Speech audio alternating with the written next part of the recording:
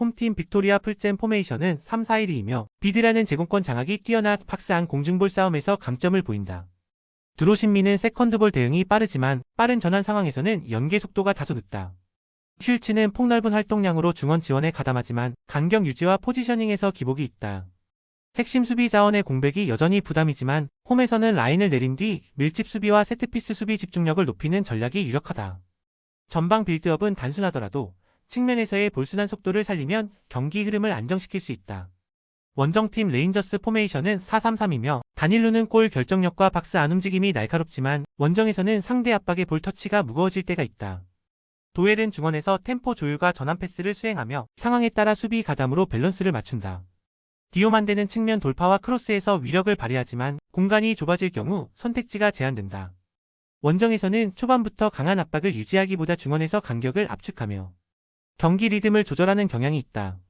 특히 이번 경기는 1차전 대승 이후여서 안정적인 경기 운영과 실점 최소화에 집중할 가능성이 크다. 풀제는 홈에서 수비 밸런스를 되찾으며 경기 흐름을 안정시킬 수 있다. 레인저스는 원정에서 큰 리스크를 감수하지 않고 전술적으로 안정적인 운영을 선택할 가능성이 높다. 이런 조건이 맞물리면 양팀 모두 결정적인 찬스를 만들기 어려운 무승부 흐름이 유력하다.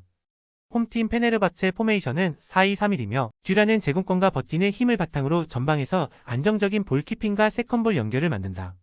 카흐베지는 중원에서 템포를 조율하며 압박 상황에서도 방향 전환과 전개 선택이 날카롭다.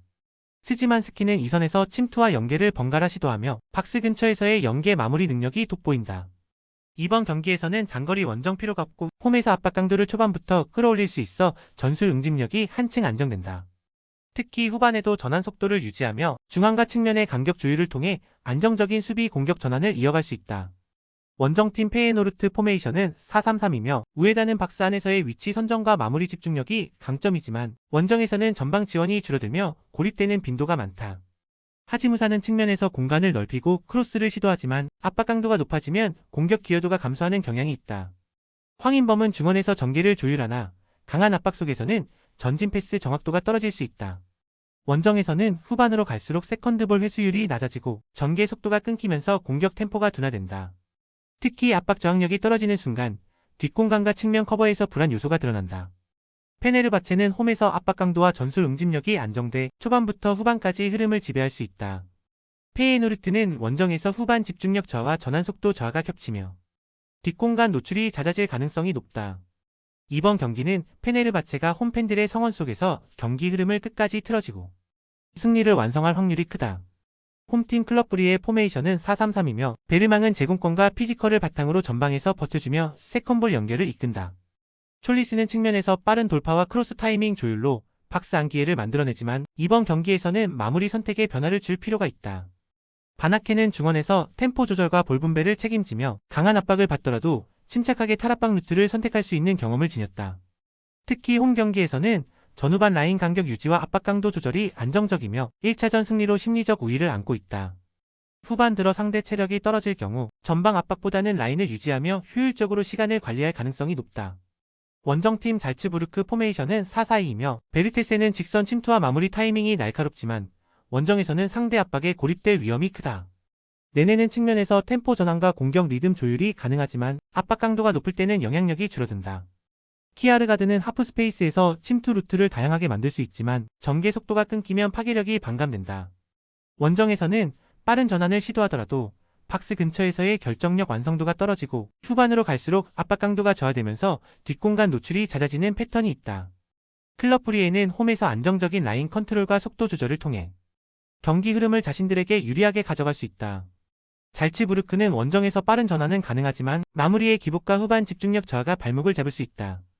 이번 경기는 브리에가 후반 주도권을 확실히 잡고 흐름을 잠그며 승리를 완성할 가능성이 높다. 영상이 이해가 안 되시거나 이외의 다른 경기 분석 및 조합이 궁금하신 분들은 아래 고정 댓글로 편하게 말 걸어주세요. 스포츠 베팅 정말 어렵습니다. 혼자서 하기 쉽지 않아요. 서로서로 좋은 건 공유하며 다같이 재밌고 건강하게 스포츠 베팅합시다. 홈팀 와퍼드 포메이션은 4-3-3이며 시에룬가르드는 순간적인 가속과 방향 전환이 날카로워 측면 돌파 후 컷백 패스를 자주 시도한다. 둠비아는 전방 압박과 연계에서 적극적이며 중앙과 측면을 오가며 공격폭을 넓힌다. 루자는 중원에서 넓은 시야와 정확한 전진 패스를 구사해 전방 공격수들의 침투 타이밍을 살려주는 플레이가 강점이다. 와퍼드는 하프라인 위에서부터 강한 압박을 가하며 공 탈취 이후 23번의 패스로 마무리까지 연결하는 직선적인 전개가 뚜렷하다. 특히 홈에서는 풀백과 윙어의 오버래핑이 활발하게 가동되며 박스 안으로의 진입 빈도가 높아진다. 원정팀 노리치 시티 포메이션은 3-4-3이며 사전트는 제공권과 마무리 능력을 겸비했지만 압박을 받으면 볼 터치가 불안해지는 경향이 있다. 치르나치는 중앙 수비에서 빌드업 가담이 가능하지만 뒷공간 커버 속도가 느리다. 주제는 측면에서 스피드를 살린 전진 드리블이 위협적이지만 수비 가담 빈도가 낮아 측면 공간이 노출된다. 노리치는 300을 바탕으로 안정적인 수비를 지향하지만 좌우 윙백이 전진했을 때 전환 수비 속도가 늦어 약점이 발생한다. 와퍼드는 루자와 둠비아, 셰름가르드가 전방 중원 측면을 유기적으로 연결하며 공격 완성도를 높이고 있다. 노리치는 윙백 전진 이후 뒷공간 커버가 느리고 압박을 받으면 빌드업이 흔들린다. 결국 홈에서 전방 압박과 빠른 전개를 결합할 수 있는 와퍼드가 경기 흐름을 주도하며 승리를 완성할 가능성이 높다.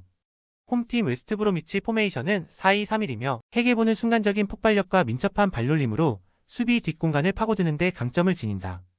프라이스는 중원에서의 시야가 넓고 좌우 전환 패스와 전방 침투 타이밍을 살리는 전개 능력이 돋보인다. 말럼비는 왕성한 활동량으로 압박과 커버를 동시에 수행하며 수비와 공격을 연결하는 허리 역할을 안정적으로 소화한다. 웨스트브로미치는 전방부터 압박을 가하며 측면에서 볼을 탈취해 빠르게 중앙으로 전환하는 패턴이 잘 정립되어 있다. 특히 홈 경기에서는 볼 소유율을 높게 유지하며 상대 진영에서 주도적으로 경기를 풀어가는 힘이 있다. 원정팀 더비카운티 포메이션은 4-4-2이며 모리스는 체격을 활용한 포스트 플레이와 제공권 장악이 강점이지만 활동 반경은 넓지 않다. 블랙키 테일러는 좌측에서 스피드를 살린 드리블 돌파와 크로스가 날카롭지만 압박이 강한 팀을 상대로는 영향력이 줄어드는 경향이 있다. 골드마인은 측면과 중앙을 오가며 연계에 관여하지만 마무리 선택에서 기복이 나타난다. 더비는 두 줄 수비를 바탕으로 한 안정적인 수비를 지향하지만 라인을 내린 이후 전환 속도가 느려 빠른 역습이 제한되는 약점이 있다. 웨스트브로미치는 프라이스 말럼비의 중원 장악력과 헤게보의 침투 능력을 앞세워 공격 주도권을 확보할 전망이다. 더비는 수비적으로 버티는 운영을 하더라도 전환 속도에서 밀려 위협적인 장면을 만들기 어렵다. 결국 홈에서의 압박과 점유율 우위를 바탕으로 웨스트브로미치가 승리를 완성할 가능성이 높다. 홈팀 렉섬 포메이션은 3-5-2이며 윈다스는 전방에서 폭넓게 움직이며 연계에 관여하지만 뒷공간 침투보다는 발 앞에서 공을 받아 플레이하는 성향이 강하다. 무어는 제공권과 포스트 플레이에 강점을 지녔으나 압박 저항 시 드롭되는 순간 볼 소유가 쉽게 끊기는 아쉬움이 있다. 오브라이언은 중원에서의 왕성한 활동량과 전방 패스 시도로 공격 연결고리를 맞지만 강한 압박이 들어오면 템포가 급격히 느려지는 경향이 있다. 렉섬은 300을 기반으로 하프라인 아래에서 수비 블록을 형성하나 측면 윙백 뒷공간 커버가 늦어지는 약점이 반복되고 있다. 원정팀 헐시티 포메이션은 4-2-3-1이며 조셉은 빠른 발과 폭발적인 침투를 바탕으로 수비 라인을 깨뜨리는 움직임이 위협적이다. 카마라는 중원에서 넓은 시야와 패스 가속 능력을 갖춰 공격 전환 시 템포를 빠르게 끌어올린다. 슬래터는 이선에서 공간 활용이 탁월하며 페널티 박스 앞에서의 침착한 마무리 능력도 보유하고 있다. 헐시티는 전방 압박을 적극적으로 가하며 볼 탈취 후 좌우 전환으로 측면 크로스를 만들어내는 패턴이 안정적이다. 특히 중원 더블 볼란치의 커버 밸런스가 좋아 렉섬의 중앙 침투를 차단하며 공격 빌드업 속도를 유지할 수 있다. 헐시티는 카마라를 중심으로 한 빠른 전환과 조셉의 침투, 슬래터의 마무리 능력이 고르게 맞물려 있다. 렉섬은 홈에서의 분위기를 살리더라도 측면 커버와 300간격 유지에서 불안이 이어질 가능성이 높다. 결국 중원 장악과 전환 완성도에서 앞서는 헐시티가 원정 승리를 만들어낼 가능성이 높다. 홈팀 벤피카 포메이션은 4-3-3이며 파블리디스는 연계와 마무리를 겸비한 스트라이커로 1차전에서도 결정적인 순간을 놓치지 않았다. 올스네스는 중원에서 탈압박과 템포 조절을 담당하며 압박 해제 후 전환 속도를 살리는 패스 선택이 뛰어나다. 리오스는 측면 돌파 후 컷백과 크로스 연결해서 위력을 발휘하며 역습 상황에서도 폭발적인 스프린트를 보여준다. 1차전 승리 이후 자신감이 올라와 홈에서는 더욱 과감하게 전방 압박과 하프라인 수비를 병행할 가능성이 높다. 특히 전방 3인과 2섬 미드필더의 유기적인 움직임이 살아나면 경기 초반 주도권을 빠르게 가져올 수 있다. 원정팀 리스 포메이션은 3-4-3이며 모피는 제공권 장악과 박스 안 버티는 힘이 강점이지만 강한 압박 상황에서는 볼 터치가 무거워진다. 클로스는 오버래핑과 크로스 능력이 뛰어나지만 복귀 타이밍이 늦어 측면 뒷공간이 노출될 수 있다. 부하나니는 순간적인 돌파 능력이 뛰어나나 마무리에서 과감함이 줄어드는 경기들이 이어지고 있다. 원정에서는 3백 전환 시 중원과 수비 간격이 벌어져 빠른 전환 공격에 취약해지는 장면이 반복된다. 특히 상대의 압박을 받으면 2선과 3선의 패스 연결이 끊기며 빌드업이 무너지는 경향이 뚜렷하다.